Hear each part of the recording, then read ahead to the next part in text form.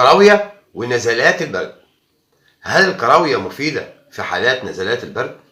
يقال إن الكراوية فعلا مفيدة في نزلات البرد وفي مشاكل السعال والتهابات كمان الشعب الهوائية وكمان حتى الحمى، وبتساعد كمان الكراوية بشكل فعال في تقوية جهاز المناعة في جسم الإنسان، وكمان الكراوية بتعالج الانتفاخ ومضادة للديدان.